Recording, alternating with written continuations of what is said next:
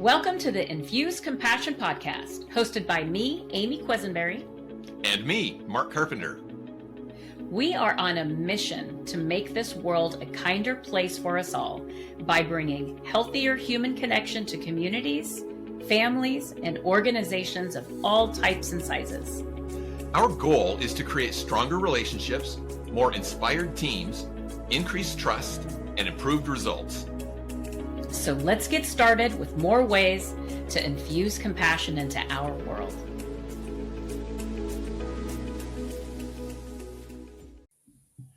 Welcome back to the Infuse Compassion podcast. Well, let me just tell you, we've got a pair like I've never seen before. I'm meeting these guys for the first time. All right. In the first second, I was like, why aren't we recording right now? So put your seatbelts on, folks. Mark, I'll let you do the introductions. Oh, thank you for the honor of introducing Kyle Nelson and Eli Libby. They are the co-founders of the Solar Retreat Company. But prior to starting this company, they spent nearly a decade building multiple other companies, chasing big wins, long hours, until something happened. And life forced them to hit pause. Combination of things like house fires, divorce, miscarriage, business setbacks. All of a sudden, this came to a head, and these moments that should have broken them became a turning point. And in that quiet, they found clarity. In solitude, they found purpose. And from that, the first Solar Retreat was born, not as a business strategy, but as a lifeline back to what matters. So basically, they help people find self-compassion by stepping away from the noise of life and reconnecting to what really matters with them. They are also the authors of this book, The Art of the Solar Retreat. I've read the book. It's great stuff. Really gets you thinking about connecting with who you are. And so welcome to the Infuse Compassion podcast, Kyle Nelson and Eli Libby. What's up, everybody? Hello, Compassioners. So excited. Yes. Compassioners. Is that what you guys call them? Compassionators. Oh, Compassionators. What's Yeah. up? Good to be here. Really excited. Awesome. Bloating. I want to jump in with that origin story. Yeah. We kind of hinted at it in the introduction, but tell us what got you to this idea that not only you needed this solar retreat, you needed this step away, but how that can help so many other people. How did it all come about? Yes. Well, first of all, thank you so much for letting us take 30 minutes of your time, chat a little bit about what we got going on, the Power of Solitude, our book and our program, and the origin story of why we are such strong believers on how to really reconnect with yourself is through solitude, by removing the noise and letting that inner deep voice become louder and louder in those moments. Back in 2018, November 8th, I was living in Paradise, California. Beautiful life. Me and my wife had a 6-month-old. We were in the Nevada foothills in Northern California. Beautiful home, beautiful property. And a fire broke out. Now, living in Northern California, West Coast at this point, fires are very normal. You get evacuations. Some are voluntary. Some are, you have to do it. But at the end of the day, it's a process. You grab some important things and you take off. But this one was different. This one was around 20 miles away where it started. And for some reason, they were already starting to do mandatory evacuations. Sure enough, there was 100-mile-per-hour winds. The fire was growing by 100 yards, so a football field a second. It was roaring through. And I was pretty high up in the mountain. So the escape route was a pretty long drive, but sure enough, got the evacuation, had to go get my son, which was even further up. And there's plenty of documentaries on the campfire, which happened in Paradise, California, that you could check out to see how crazy it was. But I experienced that. And on that day, I lost my home. My parents lost their home. I lost my business. I lost my sense of community. And unfortunately, on November 7th, 24 hours before that, me and my wife learned we had a miscarriage. So I had so much pain, so much loss in my life. I literally lost everything. I had nothing left. And the way I kind of position it is a lot of people talk about, you have your peak moments and then you have your valleys. I was digging a trench in the valley. I was so low because I had so much loss. But sure enough, big self-improvement guru, done the seminars, read the books, listened to the podcasts, went to the speaking events, and practiced all those things. And so one thing I knew I needed to do was I needed to be resilient. That was my word. I had to be resilient, fight back, make sure we weren't homeless for too long, rebuild my life with my wife and son, rebuild my parents' life, help rebuild my city. And what happens, though, when you do that and you're so heads down is you suppress so many emotions. Those emotions never get addressed, and they build and they build and they build into a breaking point. I started to see some things kind of pop up. I didn't know what anxiety was. I didn't think depression was something that I would experience. And I thought PTSD was a thing where it's just suck it up. But I went to a therapist, sure enough, diagnosed me with severe anxiety, depression, and PTSD. Kind of kept that in the back of my head. I was like, okay, I've got issues. I still need to be resilient. Up until 2021, and that was April 21st. I woke up 4:30 in the morning and I looked at myself in the mirror and I didn't recognize who I was.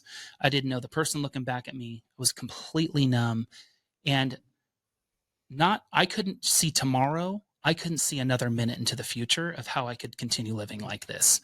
And so I was thinking about ending my life. I said, is this it? I can't live anymore because I have nothing, and I felt nothing. But I heard the word escape, completely audible. I heard that word, and most people would look at that as validation, right? Escape life. There's your answer, ding, ding, ding. But fortunately, I heard it as I need to escape the noise. I need to escape everything that was going on and finally take a break, finally reset my mindset and figure out who I was, a complete identity shift where I let the fire, the miscarriage, the resiliency build my identity in a way that was very unhealthy. And so I decided to go take off to the Oregon coast. I talked to my wife. She helped me figure out some journal prompts. I told Eli, I was like, I'm taking off this weekend because it's really my last option. And everyone was a little nervous, like, should he be taking off and being alone? But I went out to the Oregon coast for 3 days. And I cried, I laughed, but I addressed those emotions. I addressed the identity I thought I was. And more importantly, I came back transformed and excited for what was next in my life because I finally could look at what was going on and say, it's okay to take your guard down. I had so much going on, building the business, restarting our life back up. We had just moved up to Oregon, Bend, Oregon, and I just never took a breath out. It was just continuous breath in, breath in, breath in. And I finally gave myself that opportunity. Came back, ready to go with the business, be the father, the husband, the friend, the business partner, the son, that everybody knew who I should be and who was used to before the fire. And I came back knowing that there's something here, but I didn't think twice about it ever. Well, sure enough, Eli, within weeks, started going through his breaking point in life. And I couldn't tell you what more of a divine intervention in life could be than me going through this, because what I thought was just escaping the noise to the coast for a few days was a gift given to me, not just to share eventually in a few years to the world, but to share to my best friend and brother, hey, I see you're going through something. You need to go and take off. Here's some journal prompts. Go on your own time alone. We didn't even call it a solo retreat. We just said, go remove this crazy hecticness. And sure enough, he took me up for the offer. Yeah. We believe everything happens for a reason. You guys don't already, if you don't believe in that, we believe in that to our core. And like Kyle mentioned, a couple weeks later, I found out for the last 6 months I'd been being cheated on. My marriage was crumbling and it ended up ending in a divorce. We had nearly lost the business in 12 hours that we had been building. Had to lay everybody off, sit them all around this table and hack them all off. And their ability to provide for their family was gone. And then I lost a family member. And that happened in the span of 2 weeks. All of them came at that time. And I was just completely crumbled. And again, lucky enough, Kyle had gone through what he was going through. And he said, man, you got to remove the noise. So I went up to the mountains. I took some journal prompts that he had built and really had some clarity. And I found, and I dissected the question of, is it me? That was kept coming up in my head is, man, why is this happening? Is it me? Could I have predicted and seen this stuff? So I found this amazing clarity drumbeat that was my purpose. And it planted the seed to what we do today, which was can we change other people's lives with structured solitude, structured stillness, removing the noise and recalibrating and getting back to what matters most in life. And we've now been able to say that that is a very true statement. This is so powerful. This is so, your stories are so unbelievably powerful. Thank you. I want to go back to a phrase, Kyle, that I heard you say: address the identity that I thought I was. So this question is for the both of you. Yeah. How did you transition away from that? I when you said that, I thought, was there a mourning process? Was there frustration and loss of time? Like, what was that transition away from that, and the face to face of, oh my gosh, Yeah. address the identity I thought I was? Yeah. You nailed it. I had never mourned everything I went through. All I did was scar it and move forward. Like, I didn't address it. Losing a child that's not born, but you had already named it, you'd already started thinking about your life with it. That alone is one of the most painful things someone can go through. And then losing my identity, which was someone that was a homeowner in Paradise, California, with a business downtown, with my parents just moving up, that retired, that live within a mile of my home, like wrapping all of that up of the perfect life, and then losing it within 24 hours was completely crushing. But I looked at it as like, oh, that was a setback. What's next? Like, I didn't even address the actual, like, what had happened to me. Because I saw so many other people, 58,000 other people were going through the same exact thing. And so part of my mindset was, I'm nothing special. There's other people going through it and I can move on. These people need to move on. And so that morning, you nailed that. In addition to just giving space for that moment, just allowing it to be, and just allowing to see it for what it was, I hadn't done yet. And addressing the fact of my wife who went through it, my son, my two parents, which they're like my best friends. I'm very close to them. And all my friends that I'd made in Paradise, them going through it. But instead, I stashed it away and moved forward because I was A-type, head down, got to keep building the business. Like, that was my identity, entrepreneur. How can I help support the city and rebuild? Like, I wasn't even thinking about what had happened to me. And so my identity was shifted as, how can I help and serve others versus how could I help and serve myself? And the moment I realized that, it was a complete breakthrough, knowing that the actual most important thing that I need to focus on is me. Because the only way I can show up for others is if I show up for myself. And I had never felt that before. I'd never shown up for myself. I'd never known how to do that. And all it was having intimate, quiet conversations with myself and my soul. It was really good. Yeah, thanks. I feel like I delivered that one good. Let me ask you this. Is transitioning from your own personal experiences to what you know now, as you're helping other people through some of these same kind of processes, what have you learned? What have you learned about this process of solar retreats from those first experiences where it sounds like you almost stumbled into it a little bit, to now where it's much more of an intentional process? Yeah. I would say it is, and this resonates with Amy's question, I'll tie it together, is I think when people hear the word identity and they were to, if you were asked right now, what is your identity? I think it's very external and it's very like extrinsic, if that's even a word, is you were thinking about things that don't really matter. For example, Amy, you asked the question. I thought about my identity prior to going on this retreat when I was in this really hard time. If you'd asked me in the beginning of the retreat versus the end of the retreat, it was very focused around external things. Oh, I like the outdoors. Like, I identify as this person that is a people pleaser and enjoys mountain biking, like very things that don't really matter that most. If you ask me at the end, and what I kind of think about now more is I am a family man. I am a positive man. I am a builder. I am a curious man. I am courageous. Like, things like that actually matter, that I think shape the path of our purpose and us moving into our next chapter and season of life. So back to your question, Mark, is how do we do it differently now? Is it really is just reconnecting with what matters most. We define a solo retreat as a intentional disconnect with structure to reconnect with what matters most. This is not a vacation. This is not coming back rested.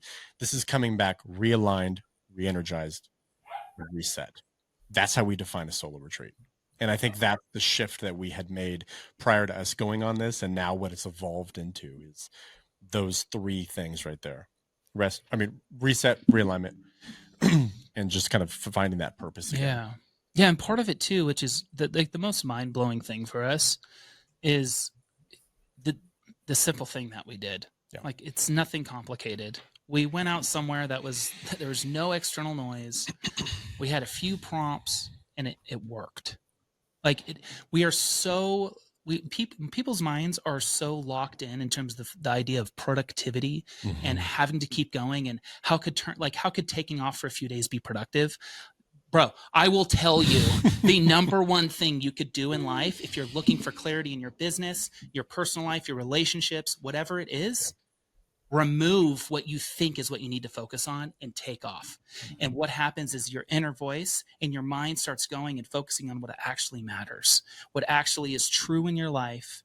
And then you can use that. You can use some reflection and some discovery and start to envision what's next in your life. And then you can take some aligned action. Well, okay, this is what my identity is. This is where I need to head. How can I move forward and actually use that and package that, right? And help others. That's what we did, was we noticed we need to help others. So many people, they are climbing their own mountains, but for us, helping people climb that mountain is our mountain. And that's what we also realized in our retreat, which was so powerful to figure out that realignment of purpose that so many people are having. You know, I feel like when I hear you talk, I see this visual of you're out there and you literally come face to face with your soul. Yeah. Because you've removed all of the layers and all of the barriers and all of the noise that prevents you from being able to truly connect with yourself. What does that feel like? It's an amazing question. Yeah, I mean, it's the only thing that I can think of, like the word, story of my life, is fire. Like, you feel so much warmth and I don't know, like clarity and love, and just like, it's the core of who you are. And you notice that, like, all of this other stuff, just cliche as it matters, when we die, we don't go with it. It's not going to be there anymore. So while we're on this planet for the short time that we have, how do we align it with the important part of legacy and what we walk away with on this earth? Why aren't I living that today? Why am I so focused on this, and that, right?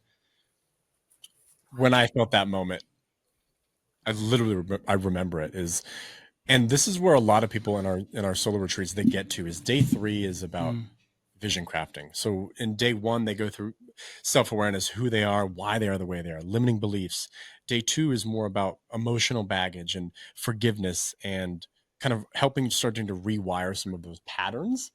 And then they get into day 3. So now they have that stuff kind of behind them and they can really do the real work. I remember really connecting what my purpose was in life. And I had like all this stuff like drawn out on this paper. And I finally, like, I remember writing it. And then I just remember like circling it on this paper and almost like crying. And like, I found it. Like, it was this really weird, magical moment of finding, like, that's it. I've been searching for it for a while, but now I realize like what it was and how I found it. And it was a powerful moment. We've heard that time and time again. You can't even put it into words. Like, it's it's so hard. hard It's really to put hard into to put words. It's a great question though. It is. Yeah. I've never been asked that. And It's a great question. It's really reflective. Phenomenal. Probably journal about it tonight. Yeah. You know, you talked about the noise. I hear you talk about the noise a lot. I think everybody can relate to that. Yeah. We live in a noisy world. And it's hard to step away from that noise sometimes. It seems like sometimes we get caught up into the noise is part of our lives. Right. And so how do you know when it's just, okay, this is just kind of normal noise going on, and no, I have got to really disconnect from the noise. And so the question I'm really asking here is, how do you know when you need a solo retreat? And like, who would be the ideal candidate for a solo retreat? I would say there's a moment that is pretty telling for most people. When you can't go for a walk or take a shower or sit in your car and drive home without a podcast in your ears going, and just be with yourself in silence and just take a walk and see the world for what it is and see for who you are, or just be in the shower and let your mind go to where it needs to go rather than having a podcast going, or having to triple task during work to be productive. These are layers in our life where we think we're escaping the noise, and in reality, there's still a layer you cannot remove. That is when you know you are too deep in it, because you are trying to avoid 10 minutes of silence to yourself. And we can dive into the science of that and some studies that have came out about that. But people today have to feel productive. You have to. If you are not productive, you got nothing going on in your life. And it's a badge of honor that we hold in our shirts to say that we're productivity hackers and all this different crap that doesn't even matter. But in reality is, if those are things that you see in your life that you're like, wow, you're right. When was the last time I actually had some time to myself without something going on? It's not even the noise of like politics, media, work. It's not even that. It's like so much at a basic level of just like when you're just trying to be to yourself and take some time off and relax. What do we do when we relax? We turn on Netflix. Were we built as humans to do that? No, we were not. Although we all do it. That's fine. But it's like, when was the last time you actually had some time to yourself? Kyle and I were on a podcast, and really good show. And the host said, I think I get it. He said, if you can't go to the bathroom without holding your phone, you need a solo retreat. Yes. People are sitting on the toilet Yeah. and they have to be scrolling. You got to scroll. And if you hit that point, you probably need a solo retreat. You got to reset. You probably need some time to remove the noise and have this biological experience that we have to go and go to the bathroom without something in your hand.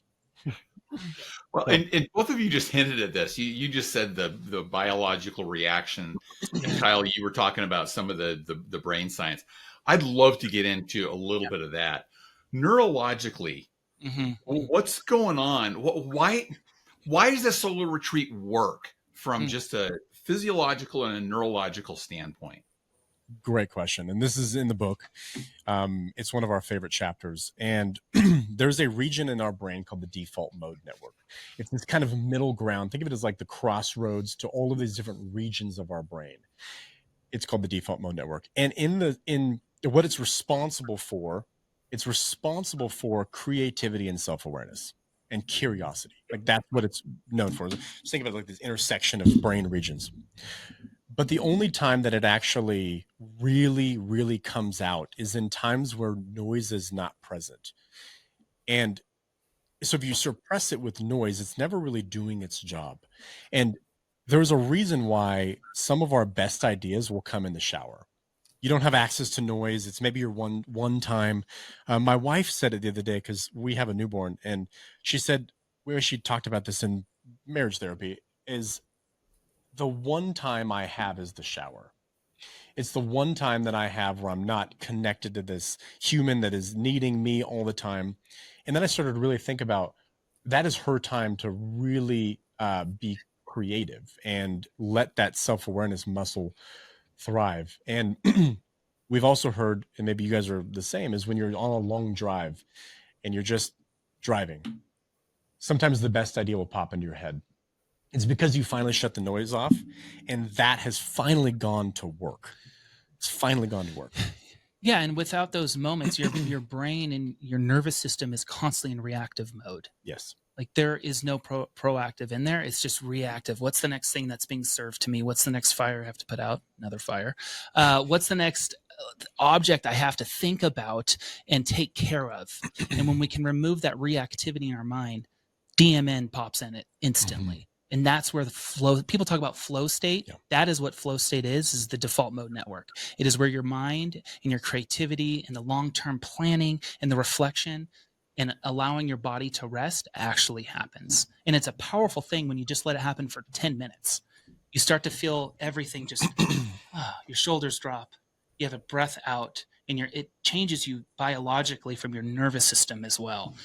And it's, we talk about micro resets in the book and to people and speeches and stuff, and just inputting 5 minutes a week, which is hard enough for most people, to just sit outside in your backyard and just sit. Life-changing, literally life-changing, because you're allowing your body to finally relax. Because when we go to bed, it's two things we're doing. Either we're anxious about what's going on the next day and we can't rest, or we're on our phone scrolling, doom scrolling. And so we're not even allowing our body to rest at night. But if you walk in with intention for 5 minutes once a week, it allows that micro reset to happen. And it biologically, mentally, spiritually, like the whole realm of everything will completely change. Mark, you asked, why does a solar retreat work? One right there is that part of the brain starts to activate. The other part of it is the ability to like travel somewhere with intention is so powerful. And I have felt this, like when you travel to a new spot, you're vibrating on a different wavelength.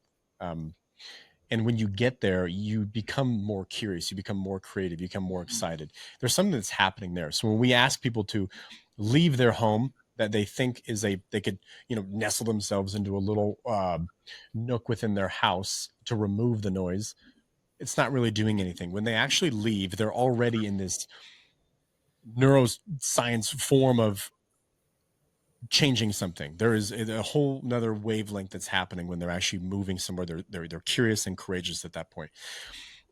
What we've also learned is how our brains and our bodies work on different cycles. So it's called ultradian cycles, where there are these 90-minute cycles that we have as humans. And what we've learned is on a solar retreat, you can have more of these cycles. And these cycles are 90-minute windows where you're extremely focused. Those are those flow state moments. But typically in a day-to-day world, you can only have one, maybe two of those before you're completely wiped out. But when we send people on solar retreats, we see that expand. We see them having the ability to do 2 or 3 of these different cycles where they are ultra focused because that noise is now gone. And that's another finding that we love talking about this stuff. It's in the book. It's a lot of stuff we talk about on stages too. That's fantastic. We are close to the end of our time, but I have to ask this one other question before we get into our final questions. Yeah. How do you get people out of the mode where they're like, but I can't step away from the noise. I have to do this. I have to stay in this. It's too self-indulgent for me to step away. I'm not being kind to other people. If I'm letting other people down, how do you get people out of that mode? What's the other option? If you don't do it, what's your life going to look like in a week, in a month, 6 months, in a year? And it's not what happens to you. It's what is your relationships with people you're accountable for look like? Your job and your boss, your co-business owner, your wife or husband, your children, your parents. If you don't slow down and take care of yourself now, where is that going to lead you? It could be your health, right? Okay, if you don't slow down and take a good look at your health, what's it going to look like? You're gaining weight, you're unhealthy. What is it going to look like? You know the answers. Everyone knows the answers of what is going to actually happen if you don't do something and you don't do change now. It would be like telling somebody who runs faster, somebody running towards a pot of gold or somebody running from a burning house fire. I can tell you the answer. I didn't mean it. As soon as I said that, I was like, you get that one a lot. Thank you for triggering Kyle. Yeah. But who runs faster, right? It's about not telling them fear driven, but you put it into the perspective of a larger sense than who is accountable to you, not only your body, but the people that are looking up to you as well. A lot of us are. One last thing that we joke about, what we share is most of us are part of PPA, which is People Pleasers Anonymous, and it's a real chronic thing that we deal with. It's a joke, but it's real. Right? It's like we're all people pleasers, but it's actually not healthy for us to ever possibly just take a break from that for a second and take care of us, because we're constantly just serving. Mm-hmm. And our tank just gets completely drained. We become resentful and we become bitter. And none of us want that. So what if you were to refuel that tank? It's okay to be a people pleaser. That's all right. But what if you were to refuel it and take care of yourself for a minute? That's another thing, because we work with a lot of people pleasers. That's what most of us that we work with are like that. And they think that's their A game, and which it is, but you also have to have that piece of you. You have to. And a lot of us ignore it because we think my identity is a people pleaser. That's my passion. That's my purpose and goal. Yes, and there's more to it. Wow, that is powerful, because I think there's so many people who put themselves last. Oh, for sure. I did. A lot of people do. You know, I mean, it's just, and I apologize. I don't know if you can hear my little doggy barking, but sometimes she likes to be a part of the podcast. That's the human part of the combo, though. I don't mind that. Babies in the background. For sure. We heard a lady cussing out a deer on the last podcast. Like, it doesn't.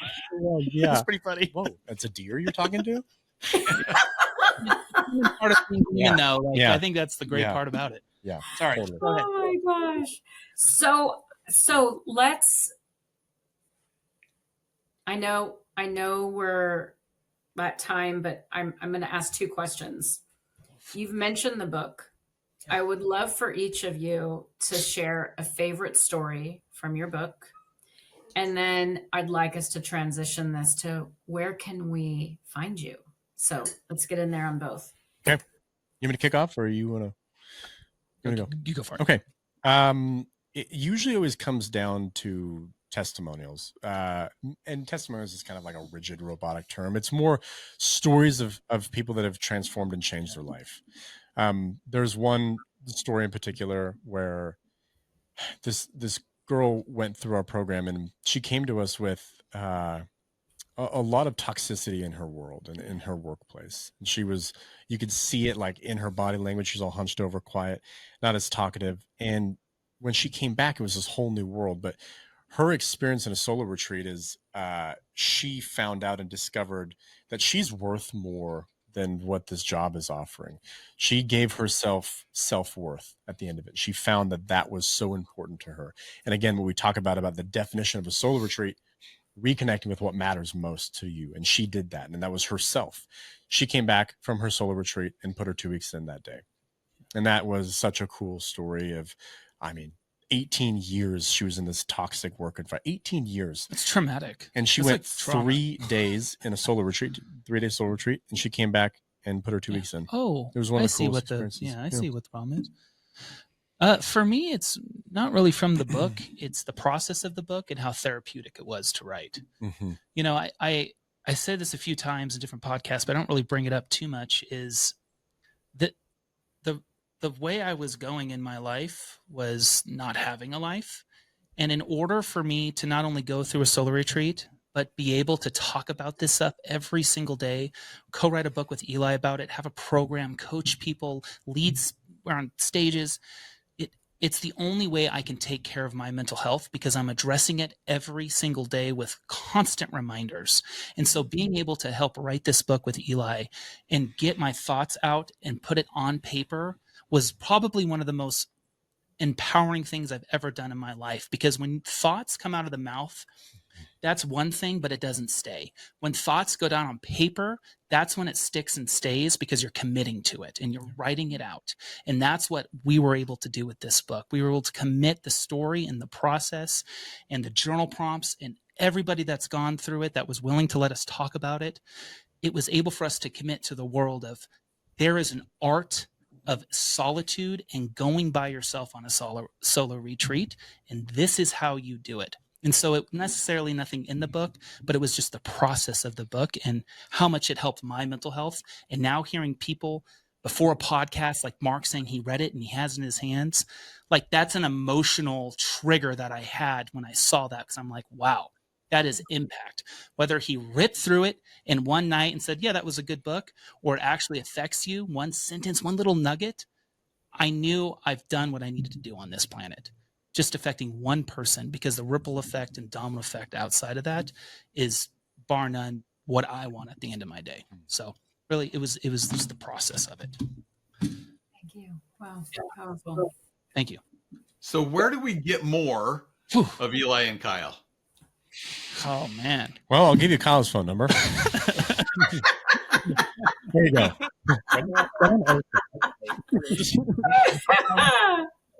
Yeah, you know, the Direct line, call 24/7. Okay. Yeah. Well, yeah, it happens. The book, just go on Amazon. Best place to find it. If you have Kindle Unlimited, it's free. Like, go download it for free, read it. If you want a hardcover, it's $25. Make sure to check it out, or go to our website at soloretreat.co. And we'd love to just have a conversation, see where you're at in your life, and see how the power of solitude can help you.